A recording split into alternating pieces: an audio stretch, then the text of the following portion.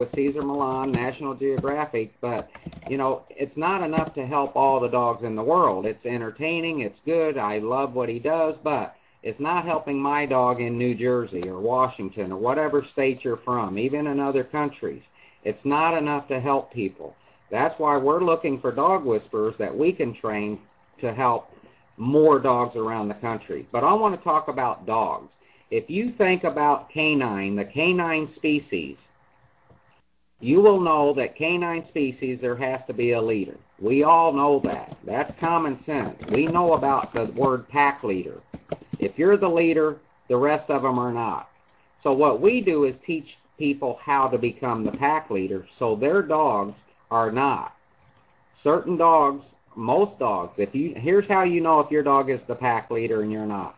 Your dog walks in front of you or pulls you down the road. Your dog jumps on you. Your dog free feeds, where you keep the food down all day for him. Your dog pees in the house. Your dog runs out the door. Your dog goes down steps or upstairs before you. They go through doors before you. Those are just some of the signs of a dominant dog. That's a sign of a leader. He has to protect you if he's the leader. Now, most dogs that we see do not want to do that. They just have no option because we are not the leader, they are. So we come in and change the people, not the dog. The dogs understand this philosophy. We come in and teach the people that you need to change what you've been doing. The definition of insanity is doing the same behavior over and over again and expecting a different result. You guys have been yelling at your dogs for years. Get down, stop it, shut up. You've heard it, and you've heard it. If you do something different, the dog will understand it because we speak a dog's language. A canine species, that's all we're thinking about. Not a Chihuahua, not a Pit Bull, not a Doberman. We're thinking of your dog as a canine species. And all canines need 4 things. They need you to be the leader or they will be it. They need to go for walks because they have to roam for food. Canine species roam for food. They don't camp out and hope a deer comes by and falls dead at their campsite. Okay, let's eat. They have to go for food, and that's the only purpose of the walk. You don't have to rollerblade, you don't have to jog with them, you don't have to bicycle with them. Just take your dog for a small walk, or if you have more time, go around the block. But you don't have to exercise your dog. You can't out-exercise your dog. But if you take him for a walk and find food for him, he's going to respect you as the leader. Okay, so we have actually a couple of people waiting for questions. So let's take a question. The first person is Dustin from Philly.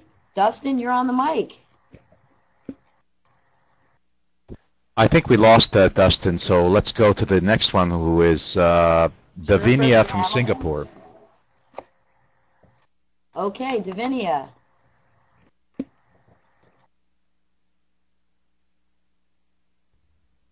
Okay, this is my big. My dog Mina is really. Davinia, you're going to have to raise your mic there. We can't hear you. A little louder, please. Thank you. Better now? Yes, we hear you now. Go ahead. Okay, my dog Midnight, she's really, she shiver every time she's scared. She's scared of firecrackers, thunder, lightning. Is there any ideas?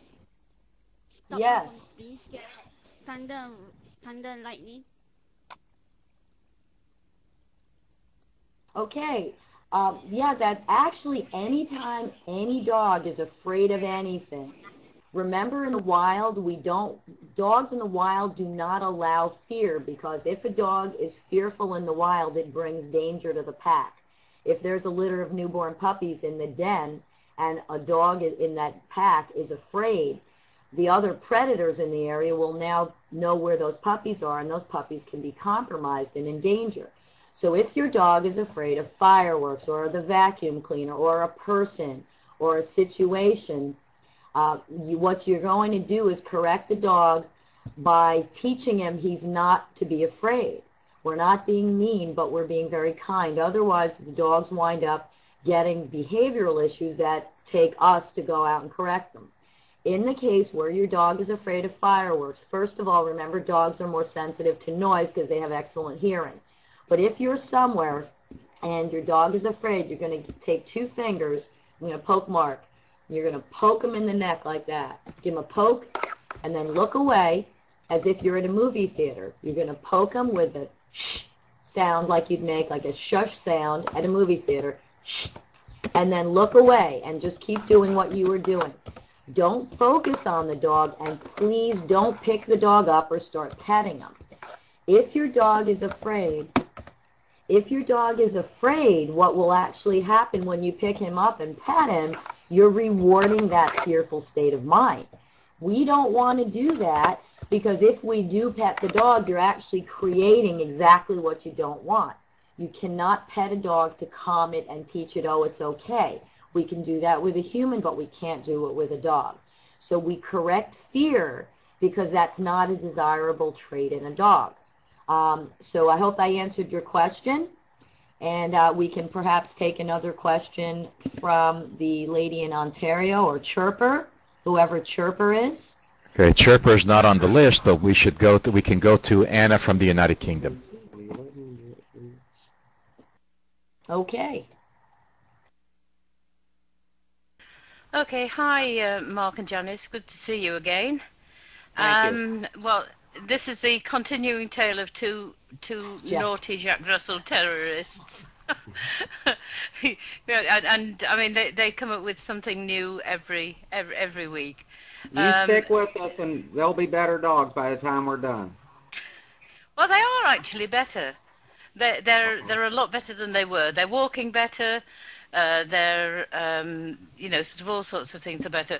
The one thing that I would like to ask you is about dealing with other dogs. The little one, who's just over a year old, has become incredibly aggressive when around other dogs. Sort of even on their territory. We were, I took them to a friend's who'd got 3 other dogs, and this little puppy is so aggressive. How do I deal with that? How do I cope with dealing with it? Because she's totally unsocialized, and Okay. Okay. How old is the dog? She's a year old. Okay. Is she spayed? No, she isn't. That's your first problem. Yeah. I've been reluctant to do it just yet. Why? Well, because of growth, and I'd always figured that you didn't do it until there was a growth, a maturity. You're thinking wrong, but that's okay. We don't know. That's why we're here on Paltalk, and every place we can go is to educate people. The first thing I would do with that dog is get her spayed. She's well old enough. You can get them spayed as hi puppy, Cocker Spaniel.